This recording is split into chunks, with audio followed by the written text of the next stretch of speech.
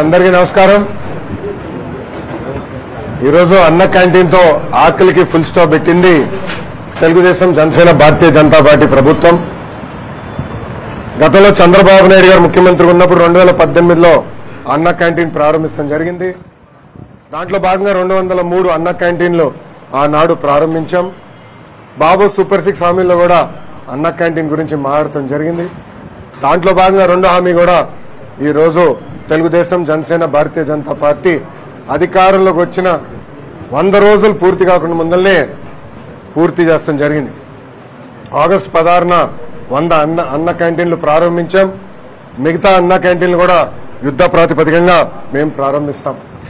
గతంలో మనం చూసాం, జగన్మోహన్ రెడ్డి గారు ముఖ్యమంత్రి అయిన తర్వాత ఒకే ఒక సంతకంతో అన్న క్యాంటీన్ కి ఫుల్ స్టాప్ పెట్టారు. ఆనాటి మున్సిపల్ అడ్మినిస్ట్రేషన్ శాఖ మంత్రి గారిని కౌన్సిల్లో నేను నిలదీసినప్పుడు 2019 సెప్టెంబర్, అక్టోబర్లో మేము మళ్ళీ అన్న క్యాంటీన్ ప్రారంభిస్తాము అని ఆయన చెప్తాం జరిగింది. ఫ్లోర్ ఆఫ్ ద హౌస్ లో చెప్తాం జరిగింది. కానీ నాకు ఊసే లేదు. ఎప్పుడన్నా అడిగితే ఖర్చు ఎక్కువ అవుతుందంటారు. ఈ సభాముఖంగా ప్రజలందరూ విషయం ఆలోచించుకోవాలి. జగన్మోహన్ రెడ్డి గారు ఆయన ఫోటో మన ఇంటి పట్టాలు, భూ పట్టాల పైన, అదేవిధంగా సర్వే రాయల పైన వేసుకునేదానికి సుమారుగా 700 కోట్ల రూపాయలు ఖర్చు పెట్టారు. ఇంకో పక్కన ఆయన ఉండేదానికి విశాఖపట్నం ఋషికొండలో 500 కోట్ల రూపాయలు ఖర్చు పెట్టి ఒక అద్భుతమైన ప్యాలెస్ కట్టుకుంటాం జరిగింది. ఇంతేకాదు, ఆయన సొంత పేపర్, అందుకే సాక్షి వచ్చారా లేదా అని అడిగిన, సొంత పేపర్ సాక్షికి ఎవరికి రాని యాడ్స్ 50% ఐఎన్పిఆర్ బడ్జెట్ ద్వారా సుమారుగా 400 కోట్ల రూపాయలు 5 సంవత్సరాల్లో ఆయన సొంత పేపర్ కి ఇచ్చుకుంటాం జరిగింది. సంవత్సరానికి ఈ 203 అన్న క్యాంటీన్లు నడిపించాలంటే సుమారుగా 200 కోట్ల రూపాయలు ఖర్చు అవుతుంది. అంటే జగన్మోహన్ రెడ్డి కట్టుకున్న ప్యాలెస్ బదులు నిరుపేద కుటుంబాలకి అన్నం 3 పూటలు పెట్టుంటే, భోజనం 3 పూటలు పెట్టుంటే 2.5 సంవత్సరాలు ఆ డబ్బులతో పెట్టుండొచ్చు. లేదంటే సాక్షికి ఇచ్చిన డబ్బుల ద్వారా 2 సంవత్సరాలు పెట్టుండొచ్చు. లేదంటే ఆయన రాలేసుకున్నాడే, ఇది సర్వే రాలు, లేదంటే ఆయన మొహం పెట్టుకున్నాడే ఏదో మన ఇది పాస్బుక్ మైనా, దాని ఖర్చు పెట్టి బదులు అన్న క్యాంటీన్ కానీ డబ్బులు పెట్టుంటే 3 సంవత్సరాలు నడిపించుండొచ్చు, 3.5 సంవత్సరాలు నడిపించుండొచ్చు.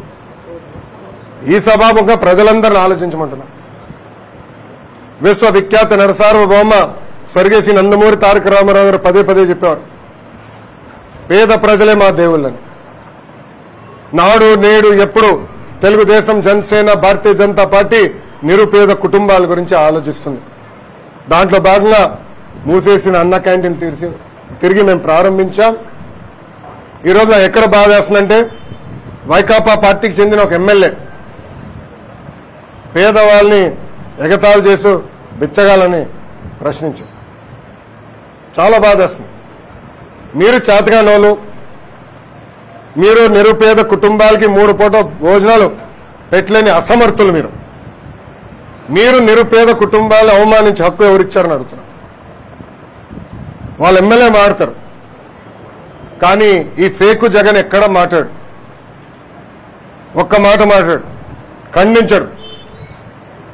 ఈరోజు ప్రజలందరినీ ఆలోచించమంటున్నారు. ఏ పార్టీ, ఏ ప్రభుత్వం నిరుపేద కుటుంబాల గురించి ఆలోచిస్తుంది? ఏ ప్రభుత్వం పెత్తందారుల గురించి ఆలోచిస్తుంది? ఈరోజు మంగళగిరి ప్రజలు నన్ను పెద్ద మెజారిటీతో ఆశీర్వదించారు, దీవించారు.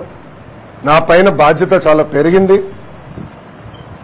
ఎవరు ఊహించిన విధంగా 91,000 మెజారిటీతో నన్ను గెలిపించారు, ఆశీర్వదించారు. నేను ప్రచారంలో మంగళగిరి ప్రజలకు అనేక హామీలు ఇచ్చాను. ఒక పద్ధతి ప్రకారం ఆ హామీలన్నీ నేను తీరుస్తూ వస్తాను. నా లక్ష్యం ఒక్కటే, మాకు 5 సంవత్సరాలున్న ఇచ్చిన హామీలు తీర్చడానికి మొదటి 3 సంవత్సరాల్లోనే ఇచ్చిన హామీలన్నీ నిలబెట్టుకోవాల లక్ష్యంతో మంగళగిరిలో నేను పనిచేస్తున్నాను. తప్పనిసరిగా చేస్తాను. ప్రధానంగా మంగళగిరికి వచ్చేలా చాలా మంది నిరుపేద కుటుంబాలు దశాబ్దాలుగా వచ్చి ఇక్కడ భూముల్లో నివసిస్తున్నారు. ఆ భూములకి శాశ్వత భూ హక్కు కల్పించే ఆ పత్రాలు అందించమని కోరారు. ఆ ప్రక్రియ ఇప్పటికీ ప్రారంభించాను. ఇంతేకాకుండా మా చేనేత సోదరులకు ఏకంగా జీఎస్టీ కూడా రద్దు చేస్తే బాగుంటుందని నన్ను కోరారు. అది మా ఆర్థిక శాఖ మంత్రి నిర్మలా సీతారామన్ గారితో చర్చించారు. నిన్న స్పీచ్ లో కూడా నేను చెప్పా, ఒకవేళ కేంద్ర ప్రభుత్వానికి ఏమైనా ఇబ్బందులుంటే రాష్ట్ర ప్రభుత్వమే జీఎస్టీ చెల్లిస్తుందని హామీ ఇచ్చాను. ఇంతేకాకుండా మంగళగిరిలో స్వర్ణకారులు కూడా చాలా మంది ఉన్నారు. వాళ్ళ కోసం జెమ్స్ అండ్ జ్యువెలరీ పార్క్ ఏర్పాటు చేస్తాం.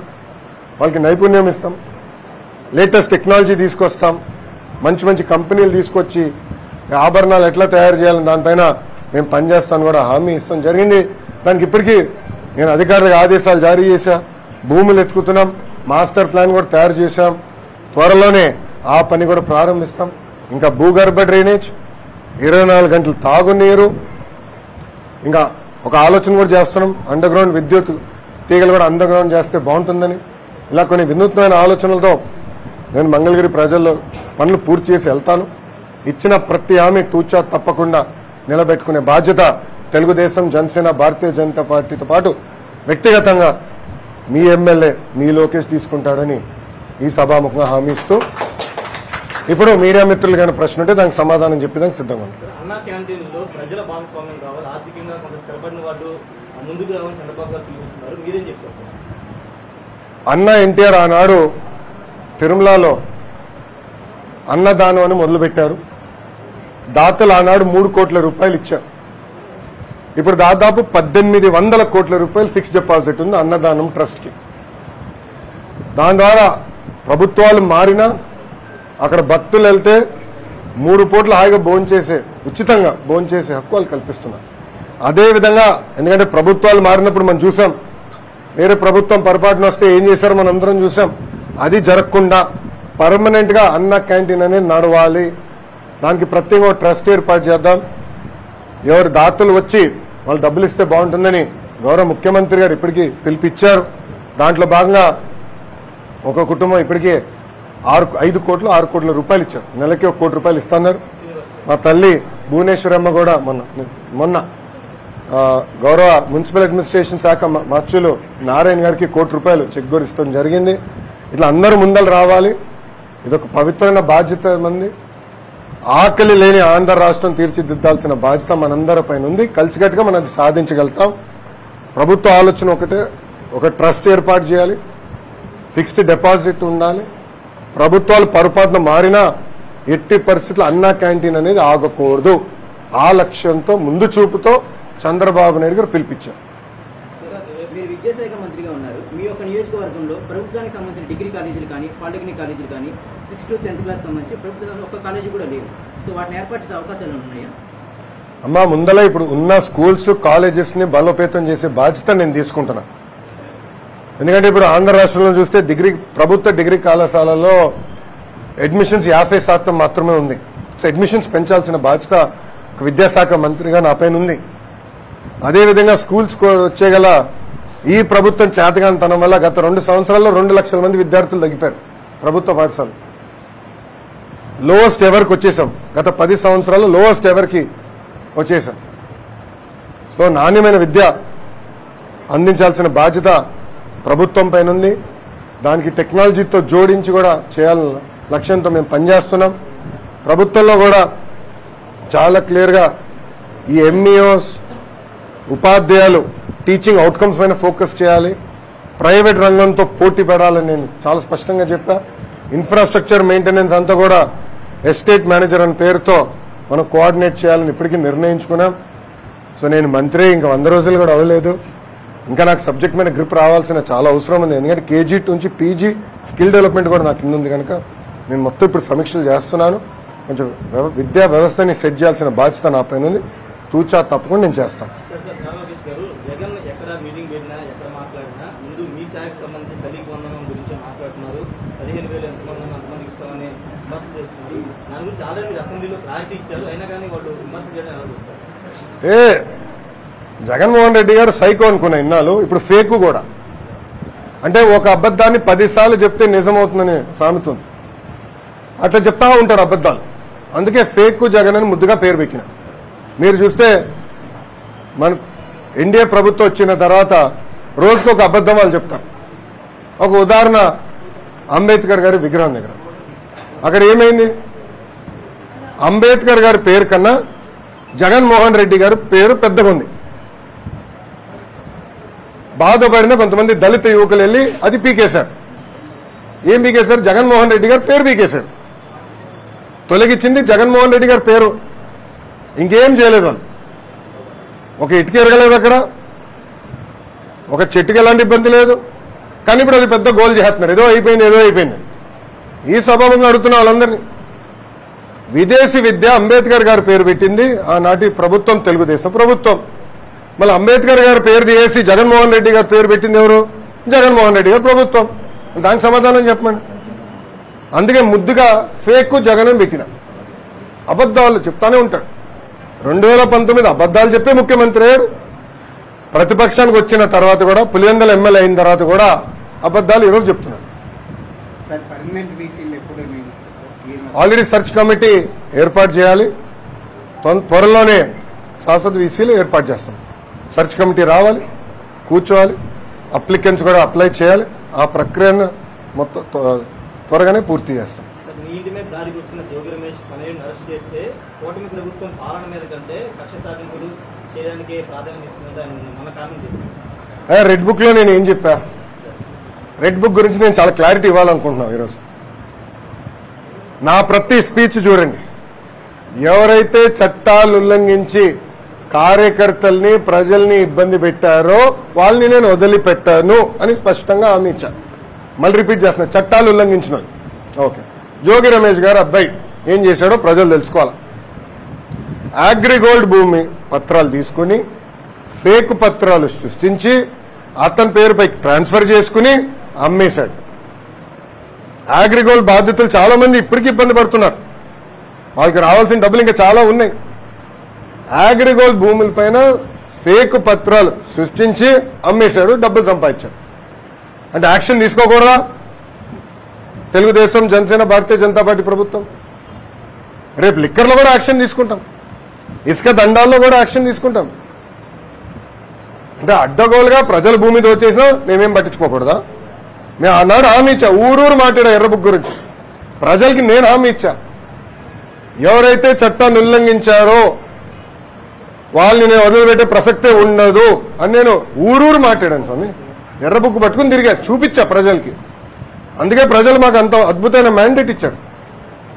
దాని ఒక్కోళ్ళే కాదు, అందరం కలిసికట్టుగా పోరాడడం. దాంట్లో భాగంగా రెడ్ బుక్ ఒక మ్యాండేట్ మాకు. నేను ఊరూరు చూపించా రెడ్ బుక్. నేను ప్రతి పబ్లిక్ మీటింగ్ లో చూపించా.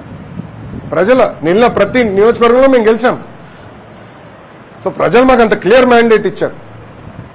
సో ప్రజలు కూడా చాలా క్లియర్గా ఉన్నారు. ఎవరైతే తప్పు చేశారో వాళ్ళని వదిలిపెట్టొద్దని క్లియర్గా చెప్తున్నారు. అది అమలు చేస్తాం. సార్, మంగళగిరి అంటేనే లక్ష్మీనారాయణ స్వామి గుడి, లక్ష్మీనారాయణ అంటే మంగళగిరి. అలాంటి గుడిలో ఉదయం పూట ఉచిత ప్రసాదం దొరకట్లేదని చెప్పి భక్తులకి ఎన్నో ఫిర్యాదులు వచ్చినాయి. అలానే మెట్ల మార్గం కానీ, పెద్ద కోనేరు కానీ, ఈ పనులన్నీ అలానే ఉండిపోయింది. సో వాటి మీద ఏదైనా పరిశీలన చేసే అవకాశం ఉందా?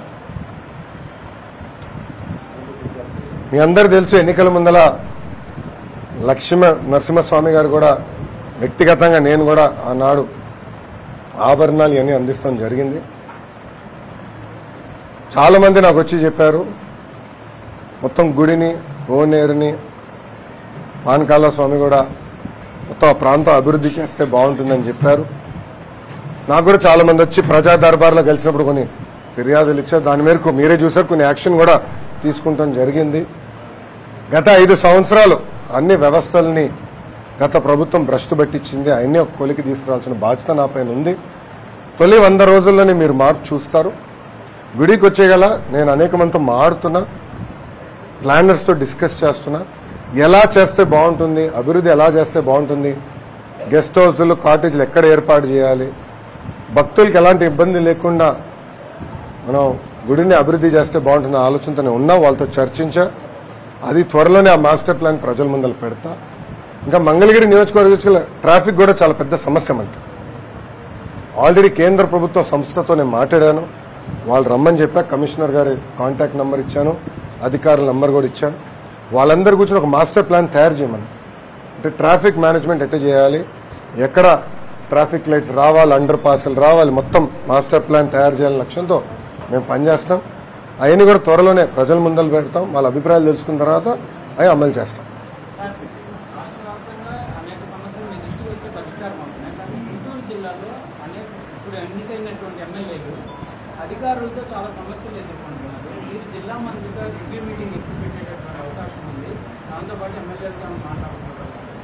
ఆల్రెడీ శాసనసభ్యులందరినీ నేను కలుస్తున్నానమ్మా. నా దృష్టికి అయితే ఆ సమస్య రాలేదు.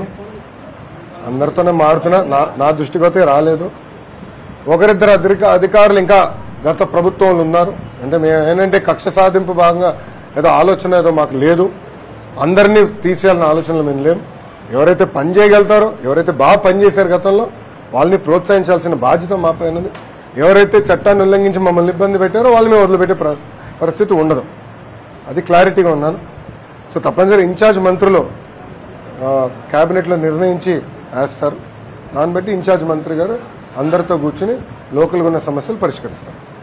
ఎమ్మెల్సీ ఎన్నిక మీరు దూరంగా ఉన్నారు, పోటీ పెట్టుకోకుండా. కానీ ఆ పార్టీ వాళ్ళు మాత్రం ఓడిపోతాను భయంతోనే వాళ్ళు కట్టలేదని సామెత వస్తుంది. 164 శాసనసభ్యులు గెలిచిన తర్వాత, ఇది ఎన్డీఏ కూటమి గెలిచిన తర్వాత కూడా వైకాపాకి బుద్ధి రాదు. చంద్రబాబు నాయుడు గారు చాలా స్పష్టంగా నో హార్స్ ట్రేడింగ్, వాళ్ళ పార్టీ వాళ్ళని తీసుకునేదానికి లేదు. ఎవరైనా వచ్చి కూటమిలో చేరాలనుకుంటే రాజీనామా చేసి రావాల్సిందే అని చాలా స్పష్టంగా చెప్పారు. గతంలో మనం చూసాం లోకల్ బాడీ ఎన్నికలు ఎట జరిగినాం. తెలుగుదేశం, జనసేన, భారతీయ జనతా పార్టీ కార్యకర్తల్ని ఇంట్లో కట్టేసి హౌస్ అరెస్టులు చేసి బయటకు రానికుండా అనేక ఇబ్బందులు పెడతాం జరిగింది. అడ్డగోలుగా రిగ్గింగ్ చేసి గెలుస్తాం జరిగింది. దాంట్లో భాగంగా వాళ్ళకి సూపర్ మెజారిటీ ఉంది. సో చంద్రబాబు నాయుడు గారితో మేము అందరం చర్చించినప్పుడు, పార్టీలో చర్చించినప్పుడు చాలా స్పష్టంగా నో హార్స్ ట్రేడింగ్. నాకు ఒక ఎమ్మెల్సీ ముఖ్యం కాదు, చాలా క్లియర్గా ఉన్నాను. ఏమన్నా పార్టీలో చేరాలంటే రాజీనామా చేసి రమ్మని చెప్పండి, అప్పుడే మనం ఏమైనా చేద్దాం తప్ప, లేదంటే ఏదో ఒక ఎమ్మెల్సీ గెలిచేదానికి వాళ్ళని తీసుకుంటే కరెక్ట్ కానే కాదు చాలా స్పష్టంగా చెప్పారు. వైసీపీ అఫీషియల్ గా పార్టీకి సంబంధించినటువంటి వెబ్సైట్ పెట్టారు. అన్నా క్యాంటీన్లు పైసా వసూలు క్యాంటీన్లుగా మారుతున్నాయి, ప్రజలు డబ్బులతో పెడతామని, ఇప్పుడు క్రెడిట్ మాత్రమే కావాలని టీడీపీ క్రెడిట్ చేసుకుంటుంది, డబ్బులు వసూలు చేస్తున్నాం విధంగా వెబ్సైట్లో డైరెక్ట్ చెప్పే కదా ఫేకు జగన్ అని. ఇప్పుడు అర్థమైంది కదా, ఫేకు జగన్ అంటే అదే కదా. 5 రూపాయలు అన్న క్యాంటీన్, 5 రూపాయలు భోజనం పెడతానని మేము హామీ ఇచ్చాం, అది అమలు చేశాం. అసలు అన్న క్యాంటీన్ గురించి మాట్లాడే హక్కు వాళ్ళకి ఎక్కడి నుంచి వచ్చింది? సూటిగా ప్రశ్నిస్తున్నా. ఆ ఫేకు జగన్ ని నేను సూటిగా ప్రశ్నిస్తున్నా. అన్న క్యాంటీన్ గురించి మాట్లాడే హక్కు నీకు ఎవరిచ్చారు? అన్న క్యాంటీన్ మూసేసింది మీరు, మళ్ళీ మీకు మాట్లాడే హక్కు ఎవరిచ్చారు? ఇంకోటి అడుగుతున్నా, దాతలు రమ్మంటున్నా, తప్ప అది? అకౌంట్ ఇచ్చా, అది ఏ account? Government of Andhra Pradesh account. ఎందుకంత భయపడుతున్నారు? అంటే వాళ్ళలాగా లిక్కర్లో సొంత అకౌంట్లు మేము ఎప్పుడు పెట్టుకోం స్వామి. వాళ్ళలాగా ఇసుకలో మేము సొంత అకౌంట్లు మేము పెట్టుకోం. ఏ వచ్చినా ప్రభుత్వానికి ఇస్తాం, ప్రభుత్వం నడుస్తూ ఉంటుంది. అన్న క్యాంటీన్ ఒక వ్యవస్థగా ఏర్పాటు చేయాలి, శాశ్వతంగా నడవాలనే ఆలోచనతో మేము ఉన్నాం. దాతలు ముందరకు వస్తారు, దాతలు ఆదుకుంటారు. ఒక నిధి ఏర్పాటు చేస్తాం, ఆ నిధి నుంచి వచ్చే ఇంట్రెస్ట్ కానీ అన్ని ఖర్చు పెట్టి అన్న క్యాంటీన్లు అద్భుతంగా నడిపిస్తుంది తెలుగుదేశం, జనసేన, భారతీయ జనతా పార్టీ ప్రభుత్వం. ఏంటమ్మా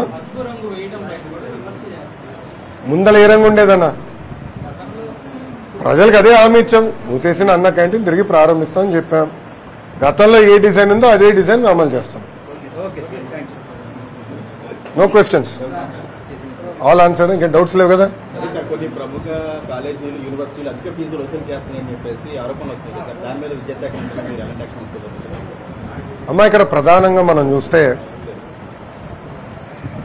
గత ప్రభుత్వం ఫీ రెగ్యులేటరీ కమిషన్ అని ఏర్పాటు చేసింది. దానివల్ల చాలా కాలేజెస్ కూడా మూసుకుపోయినాయి.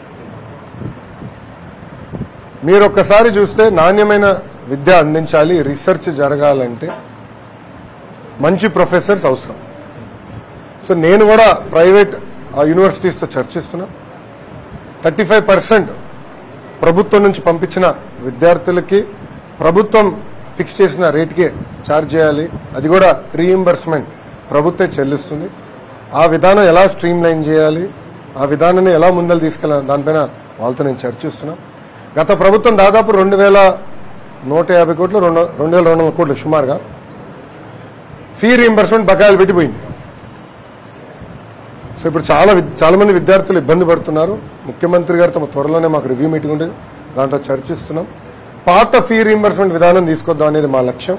సో తల్లిదండ్రులకి పిల్లలకి ఎలాంటి ఇబ్బంది లేకుండా డైరెక్ట్ గా ప్రభుత్వం ఈ కాలేజ్ యజమాని అకౌంట్లో డబ్బులు వేస్తాం. సో పిల్లలకి ఎలాంటి ఇబ్బంది ఉండదు, వాళ్ళు ఆగెళ్ళి చదువుకోవచ్చు. ఒక నెల అటు ఇటు లేట్ అవుతే అది ప్రభుత్వం బాధ్యత తీసుకుంటుంది. తల్లిదండ్రులకి పిల్లలకి ఎలాంటి ఇబ్బంది లేకుండా చేయాలనేది మా లక్ష్యం. స్వచ్ఛాంధ్ర కార్పొరేషన్లో ప్రభుత్వంలో జరిగినటువంటి అవినీతి మీద మీరు ఏ విధమైన చర్యలు తీసుకుంటారు? స్టెప్ బై స్టెప్ వస్తాం స్వామి. ఇప్పుడు మా హెచ్ఆర్డీ డిపార్ట్మెంట్ లో కూడా పెద్ద ఎత్తున కుంభకోణాలు జరిగింది. స్కూల్ కిట్ కొనుగోలులో కుంభకోణం జరిగిందని గౌరవ శాసనసభ్యులే శాసన సభ సాక్షిగా, శాసన మండలి సభ్యులు శాసన మండలి సాక్షిగా నన్ను ప్రశ్నించారు. దానిపైన నేను కమిటీ కూడా వేస్తానని హామీ ఇస్తాను జరిగింది. సో గత ప్రభుత్వంలో ఏ డిపార్ట్మెంట్లో చూసినా కుంభకోణం జరిగింది. అవన్నీ ఒక్కొక్కటి సిస్టమేటిక్ గా బయట పెడతాం, ప్రజల ముందలు పెడతాం. తప్పనిసరిగా గతంలో నేను ఇచ్చిన హామీ మేరకు వాళ్ళపైన మేము యాక్షన్ తీసుకుంటాము. థ్యాంక్ యూ అమ్మా. జై హింద్. ఇంకా నిమిషాలు గుడ్. ప్రశ్నించే స్వేచ్ఛ వచ్చింది మీడియా వాళ్ళకి. కరెక్ట్గా చెప్తున్నా కదా. థ్యాంక్ యూ అమ్మా. ఉంటా. Thank you.